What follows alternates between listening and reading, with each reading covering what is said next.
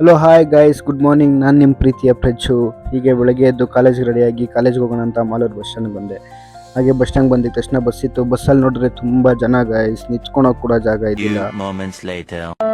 ನೋಡಿ ಇವಾಗ ಕ್ಲಿಯರ್ ಹತ್ರ ಇಂಥ ಇನ್ಸಿಡೆಂಟ್ ಆಗೋಗಿದೆ. Please drive safe guys.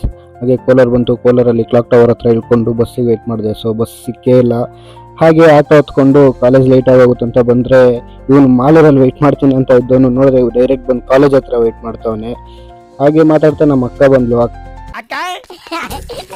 ಅಕ್ಕ ಎಷ್ಟು ದಿನ ಆಯ್ತಕ್ಕ ನೀನು ನೋಡಿ, ಚೆನ್ನಾಗಿದ್ಯಾ ಅಕ್ಕ? ಹಾಗೆ ಅಕ್ಕನ ಮಾತಾಡ್ಸ್ಕೊಂಡು ಕಾಲೇಜ್ ಒಳಗಡೆ ಬಂದಿದ ತಕ್ಷಣ ಫ್ರೆಂಡ್ಸ್ ಸಿಕ್ಕಿದ್ರು. ಇವ್ರನ್ನೆಲ್ಲ ಮಾತಾಡ್ಸ್ಕೊಂಡು ಹಾಗೆ ಆರ್ತಿಗೇನೋ ಕೈ ಪ್ರಾಬ್ಲಮ್ ಆಗಿದೆ ಅಂದರು. ಸೊ ಅದೇನು ಅಂತ ಅವಳನ್ನ ಮಾತಾಡ್ಸ್ಕೊಂಡು ಟಚ್ ಮಾಡಿದೆ. ಅಷ್ಟರಲ್ಲಿ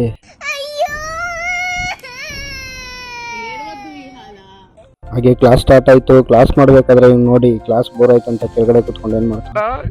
ಈ ನನ್ನ ಮಕ್ಕಳು ಒಂದೊಂದಲ್ಲ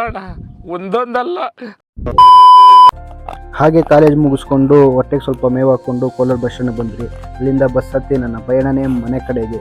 ನಿಮ್ಮ ಪ್ರೀತಿಯ ಕನ್ನಡಿಗನಿಗೆ ಲೈಕ್ ಮಾಡೋದು ಮರಿಬೇಡಿ ಫ್ರೆಂಡ್ಸ್. ಟೇಕ್ ಕೇರ್, ಬಾಯ್ ಬಾಯ್.